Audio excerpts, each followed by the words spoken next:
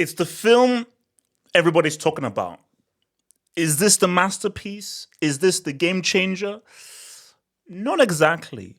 But this is an extremely well made film that is saying multiple things and explain to you why it's been such a hit so far. Let's talk about it.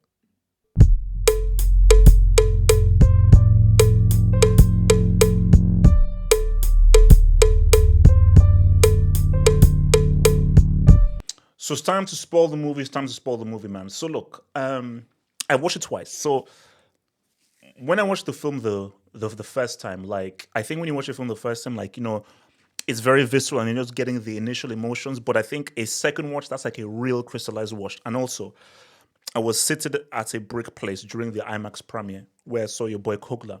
So in the second watch, it was better. I sat in the middle, further away from the screen, so I could really consume everything.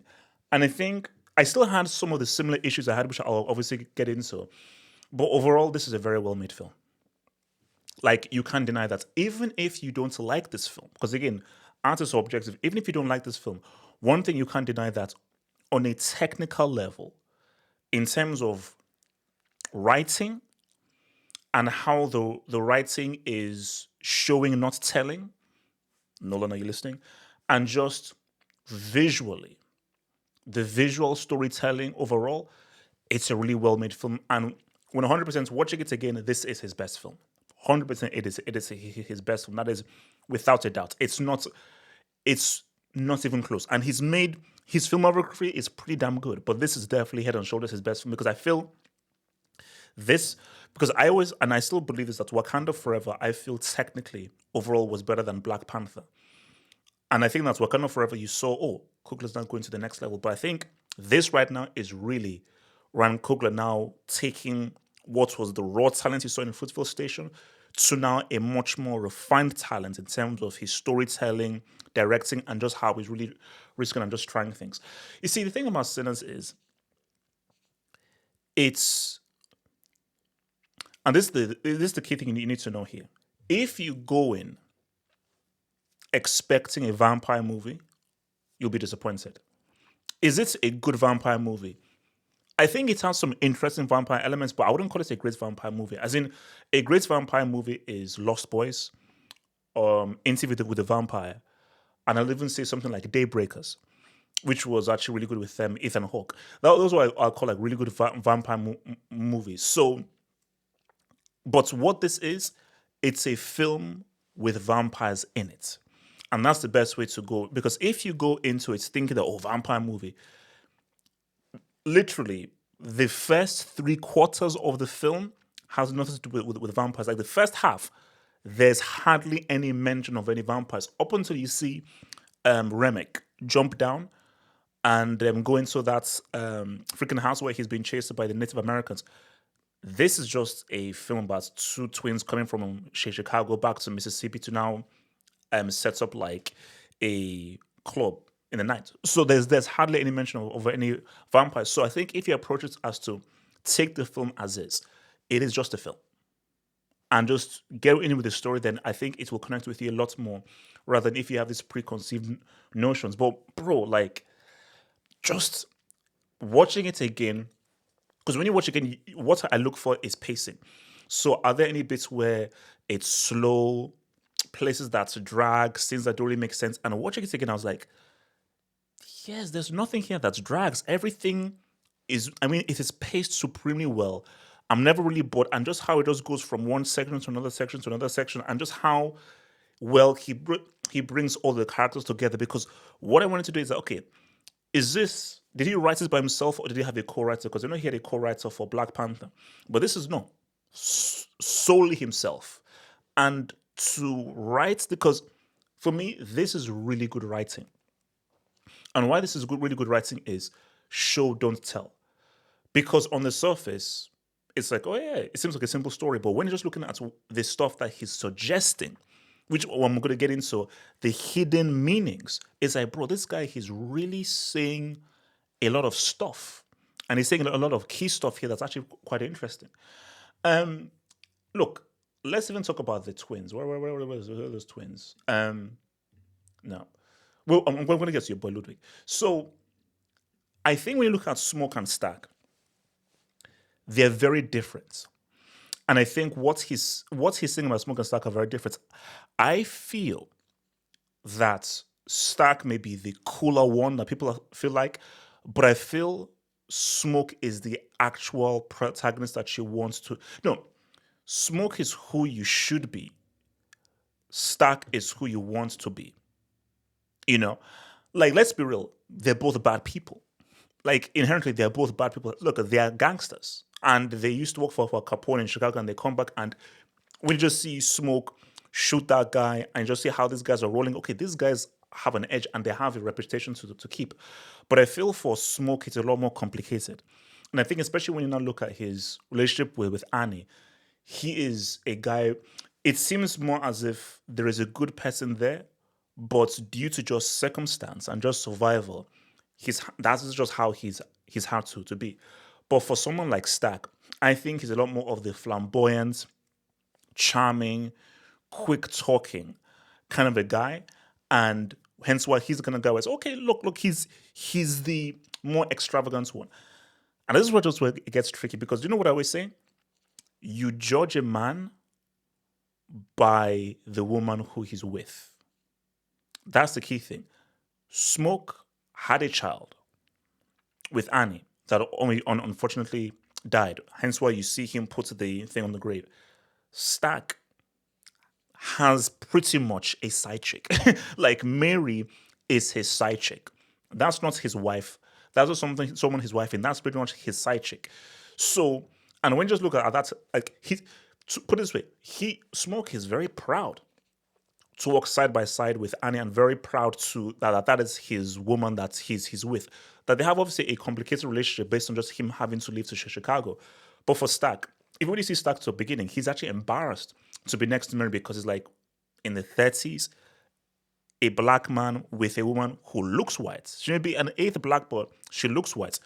You could be killed for that in the 30s based on just how people viewed interracial marriages. So I think that for a lot of people, it's like Smoke just seems like a much more grounded individual who you see he's the guy that is a lot more sensible and bringing things together, and Stack is much more of the wilder one. So I just liked how there's that juxtaposition of the character of Smoke and the character of Stack and how they were different. And look, maybe I'm wrong, but I do feel as if, because even when you look at the ending, and that's the key thing, the emotional ending that you really gravitate to was when you see Smoke grab his child, who's obviously in the afterlife, and Annie breastfeeding the child and giving it to Smoke.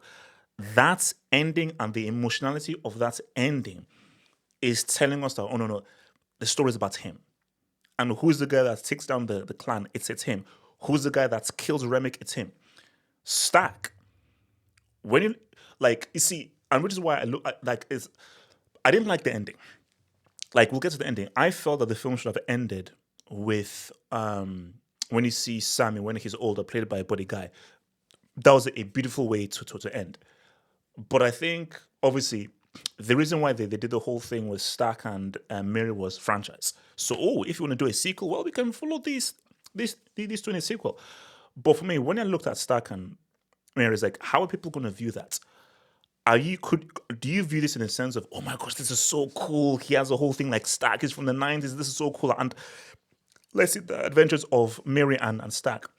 But the way I viewed it is, oh no, you're screwed. Okay, yes, you're alive. But as Sammy says to him is that, okay, you can live forever, but you'll never see the sunrise.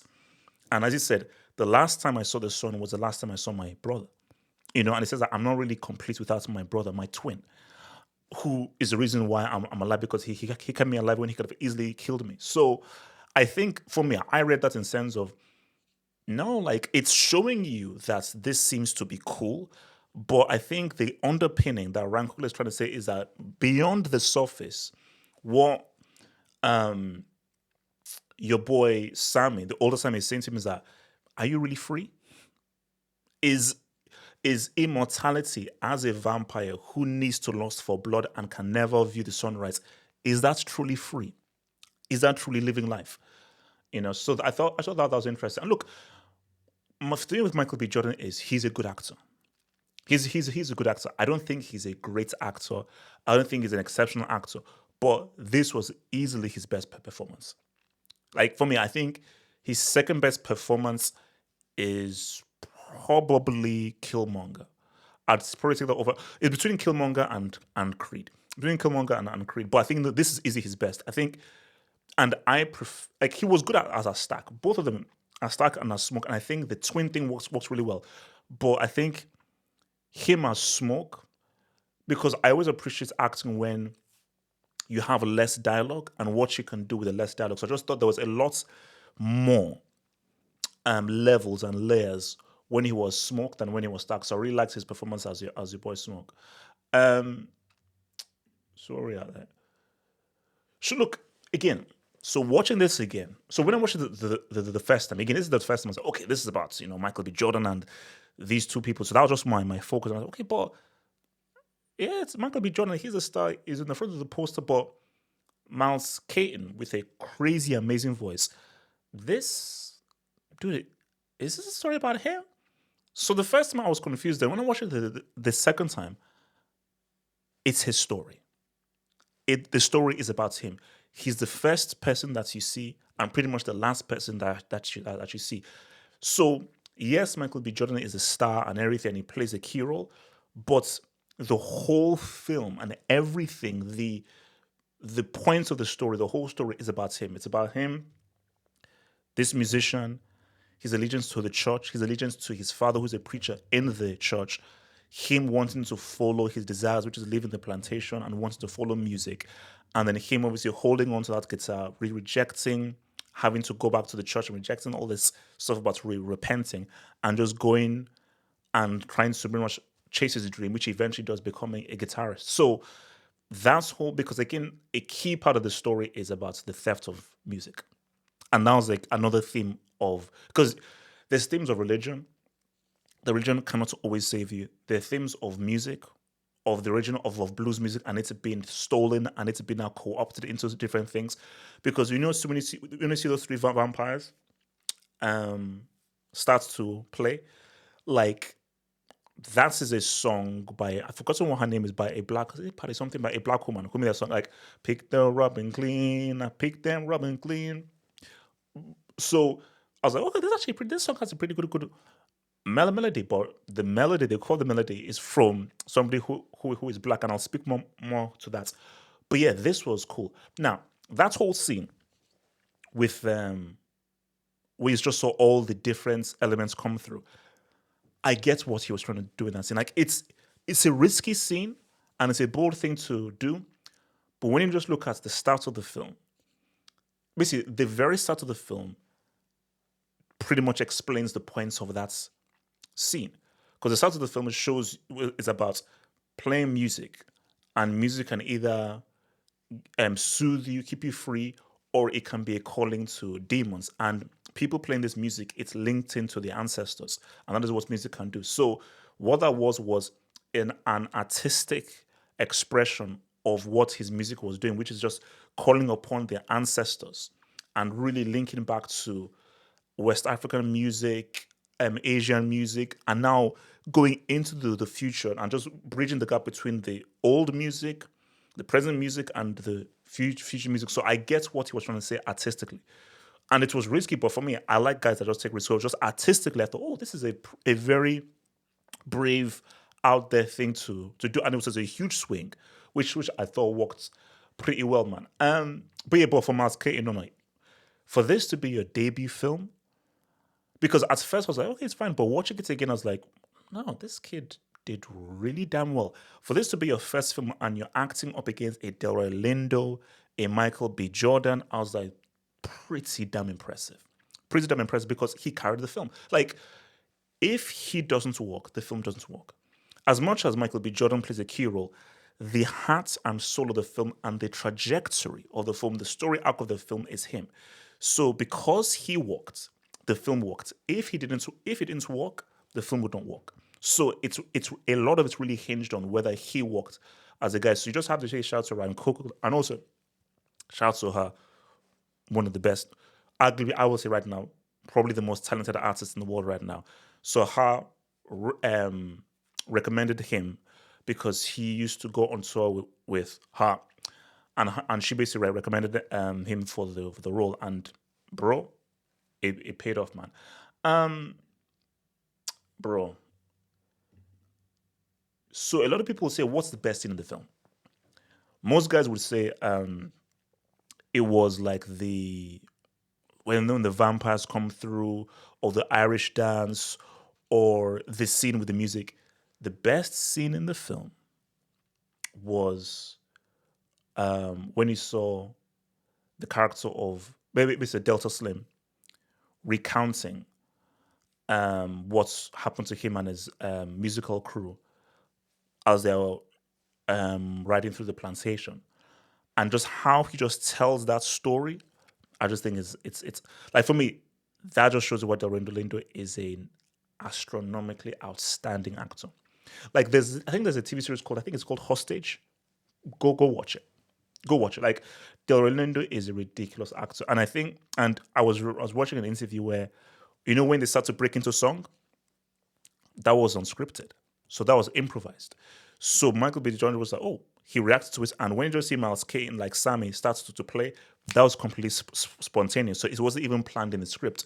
And that is literally one of the most magical moments in the whole film. But that scene, it was easily the best scene in the film. And just that scene just showed you how Delroy Lindo, like, shout out to everyone else in the cast, they were all good. But when a veteran comes through and a veteran is at the top of his game, which is what Delroy Lindo was, it's different, bro. It's a whole different gravy. It's a whole different gravy. So shout out to your boy Lindo for an absolutely amazing performance in the film, bro. Um,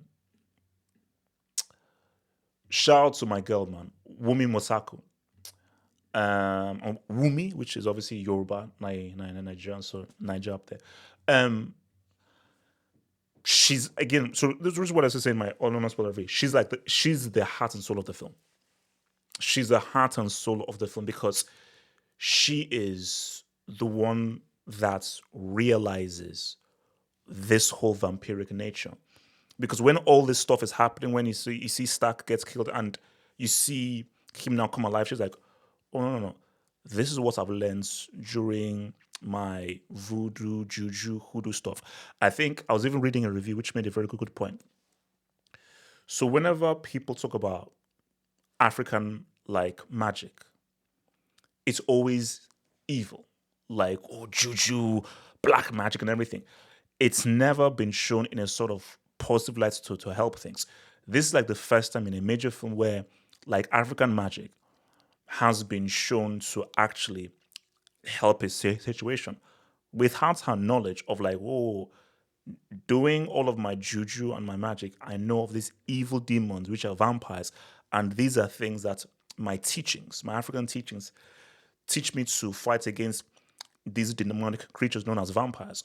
So I thought that was good. But I think, like she was great. I mean, Woman Masako was great. As I said, like, I've only seen her in the Loki series, and I was like, okay, she's pretty good. But this definitely has just put her fully on the map. And I just thought, like, because the the real love story is Smoke and Annie. Like, like, people are selling, and I think this was a review was actually saying, shout out to Van Lilith, and that's, oh, Michael B. Jordan, Haley Stanfield.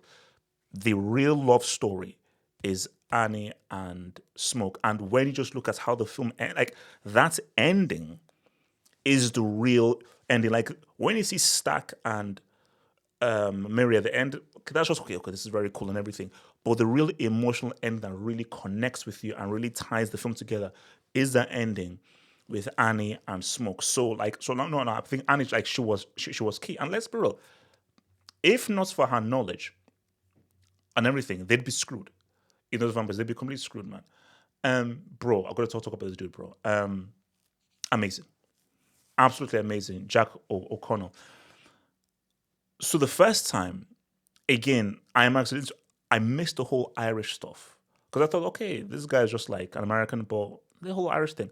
Watching it the second time, I was like, oh, snap.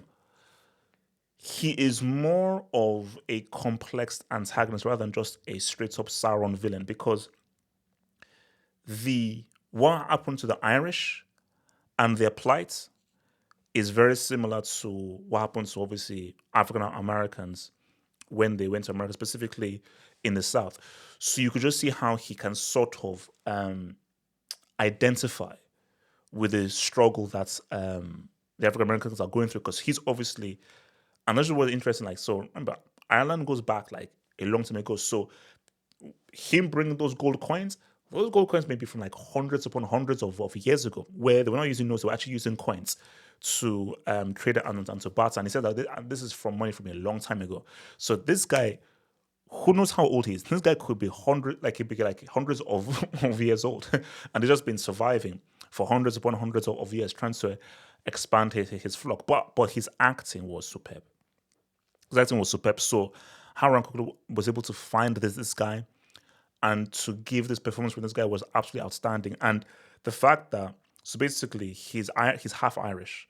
His dad was from Ireland. His dad died when he was 98 years old, and his dad used to take him to Irish dance lessons when he was 6 or 7. Actually, no, I don't know how old when his dad died, but his dad died when he was young. So that Irish dance, he was like, bro, I've been learning that when I was young. So it was just such like of a godsend that, oh, Irish dance, I know Irish dance, bet let's go, man. So shout to him. No, but he was superb. Like, just his acting was amazing, and just that scene in the swamp with him and Sammy, woof, that was a great scene, an absolutely great scene. And just watching the scene again, I was like, oh no, that scene, it was money, man. Now, guys, here's the thing right now. Let's keep it a stack. Again, the beauty about this film is that it's saying a lot of stuff without saying it explicitly. Who messed everything up for them in that community? Let's keep it real. The white woman was the one who went out. No one forced her to go out. Remember, they said, no, thank you, but we're happy within this community. But she went out, trying to get money off of these guys. They turned her into a vampire. She came in, turned everyone into a damn vampire. That's just what happened, you know? So, I'm just saying that I think Ryan Coogler is making an allegory of, this is basically, put it this way. If Shannon Sharp watched this film, Shannon Sharp will fully understand what the character of Mary is trying to imply. Like, what Shannon Sharp is going through right now, he'll understand. What Jonathan Majors went through, he'll understand. So Jonathan Majors, Shannon Sharp, they will look at Mary and be like, yeah, I get it. Yep, I get it. You know, I get how this can complicate things, you know, and how this can make things a bit weird. So I just, like, for me, watching it twice, I'm like, it's so obvious what's been said. Everybody's black. You're the only white person, and you were the person who had to go out and say, oh, because we want more money. When, even if they didn't know that they were vampires, 3 white guys come up and just start playing music and acting like that. Sorry, it's far too odd and far too weird. So basically, Dr. Umar. Basically, Dr. Umar. Dr. Umar. And shout out to her, man. James Lawson, mayor of Gotham. And you see, at the first time, I didn't really like her number. The first time was like, but watching it the second time, oh, I was like, that's really amazing. And when they start stamping their feet and it's interlacing with them beating up that guy, and just how that was edited. But listening to the soundtrack, I was like, woo, that's a damn good track. That's a damn good track. So shout out to James Lawson. She did really well. And she was getting busy when the vampires came through. But that number and how that number was done and how it was filmed, oh, it was great. Absolutely great. So here's the thing. Here's the thing. A lot of people are saying that this is like From Dusk Till Dawn. You can see the similarities, but here's the difference here. When you see the vampires in From Dusk Till Dawn, it's very comedic. and it's very like out there and very entertaining, which is in a very Robert Rodriguez way. Um, so I think the vampires in Sinners is taken more seriously, and there's a much more of a serious undertone with them. Like it's not treated like as a joke. It's really like, no, these are serious vampires, and he's trying to really speak a lot about what the vampires are trying to do. Take your powers. I want your music. I want your talents. I want to take control over you. What does it mean to be free? So Ryan Coogler was treating the vampire law a lot more seriously than Rodriguez, where this is just fun. We're just coming in here, some few gadgets and everything. So it's different. I can get it in sense of how it switches up to now it's being vampires, but I think that the switch up was very abrupt in From Dusk Till Dawn, whereas in Sinners, it's a lot more gradual, and you can just see it's seeping through because, bro, remember, the Jack O'Connell character, he comes through like halfway through the film. So once you see him, it's like, oh, and you see him bite those guys, like, oh, okay, that element has already been introduced. But this is, for me, I recommend this film. Like, you need this is see. I think Sinners is a really good film. It's a really, really good film. The Thing is a masterpiece. The Thing is a cinematic masterpiece. John Carpenter's The Thing is a masterpiece. And obviously that scene with them drinking garlic, that's taken directly from The Thing. So I don't want to ruin The Thing for you guys, but if you've not watched John Carpenter's The Thing, watch it now. It is an outstanding film. Absolutely outstanding. Like, I'm about to get it on 4K soon, but it is just an absolute outstanding film. And just there were elements of The Thing that can just see that Ryan Coogler definitely bored. So I do think that it's probably it shares a bit from Dorsal Donna, shares a bit from The Thing as well. But I just think that look, again, look, why is this film being received so well and doing so well? This is what you need to understand. Films are trash. If Sinners came out in '95, people were like, okay, cool, good film and everything. But not much would be made based on just the amount of amazing films that were coming out in '95, like Seven, The Usual Suspects. You had freaking Braveheart, all these amazing films. But fast forward to 2025, like 30 years later now, what films are being released? Like we're living in a world where the best content is on TV. It's on streaming on TV, and very few quality films have been released. Like if you just look at all the films that have won the Oscar or been nominated, how many of them? Like the last truly quality film, I would say, was Parasite. And as a Parasite, I'll throw in Godzilla -1. So I think what we're seeing here is just how bad the film market is, and Sinners compared to films released now, oh, it's a masterpiece. Oh, 100%. It's so I can see why reviewers are so high on it because it is so much better than the rest of the films that have been released now. Like, for instance, I watched this little film called The Companion, which has had rave reviews as well. But watching The Companion, which is really good, has some really good ideas, Sinners is just on a whole other level to that. So, if The Companion is what you're saying is at the standard of, these are the really good films, the Companion compared to what, Seven, or compared to like I'll even throw in like this film, The Player, with Tim Robbins. That was just like a throwaway film in like '96 that is better than like 99% of the films released now. So the standard of films in the past 5, 6, 7, 8 years has just not been great. So Sinners stands out like a sore thumb. Because watching Sinners, I'm like, yeah, I've not seen a film like this, made in this way, tackling subjects in this way in a long time. In a long time. Because either you get films that are trying to be too arty and too weird and like, oh, we're trying to be too serious, or you get films that are just Oscar based where we're just trying to win an award and just going through the same tropes. Like what Sinners is, whether you like it or not, it's trying to tell a story, and it is not trying to manipulate you into feelings. It's not trying to be Oscar bait, and it's not trying to be arty to be arty. Like I watched this film called Opus, where very well made, but it was just trying to be too arty. we're just trying to be far, far too arty. And a lot of other films are they're just trying to be Oscar bait or trying to be too serious or too real.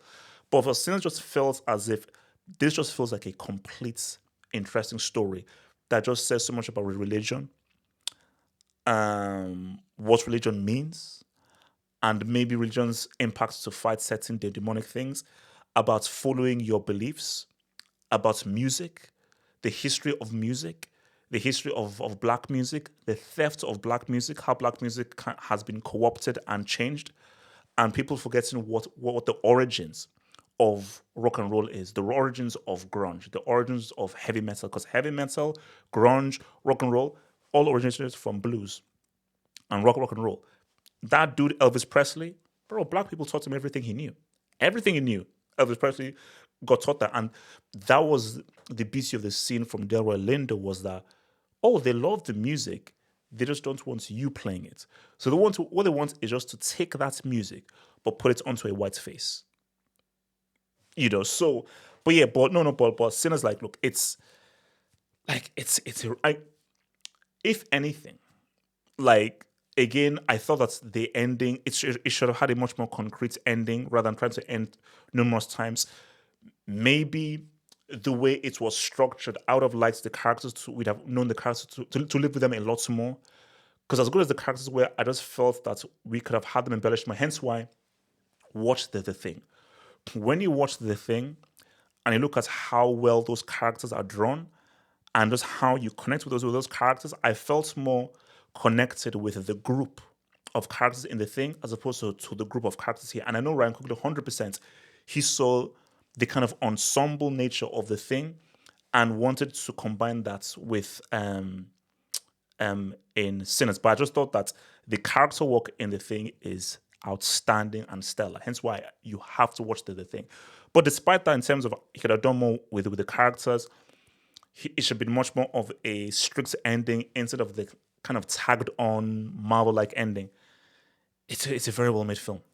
It's a very well made film. And there's a whole side thing of, which is why I said in my non spoiler review, should you combine stories about slavery, a subject as heavy as slavery, as serious as Jim Crow, with vampires? Maybe not. Like, on one hand, I say no. Separate stories about vampires with something serious as Jim Crow and slavery. But the other time, it's like wrapping the medicine in like sweets, where I want people to know about this serious stuff about racism, the South, and Jim Crow. But I want to get people in. So let's get people in with like Michael B. Jordan, vampires, and this stuff. But once they're in, you're not actually educating them about stuff that they maybe wouldn't have come into if you just showed them that on the surface. Show them vampires on the surface. When they now go beyond the surface, beyond the vampires, you're now getting a story about the blues, getting a story about the history of music, getting a story about Mississippi in the South, getting a story about plantations in the 30s, and all this stuff. So look, all that's been said, Ryan Coogler right now, the guy is top of his game, bro. The guy is really at the top of his game. And this film puts him right. For me right now, the director right now that I will, whatever they make, I'm there. Right now is Aronofsky and Coogler. Those are my only two directors right now. So whatever they make, I'm there. Darren Aronofsky and right now Ryan Coogler. These are the two best filmmakers right now.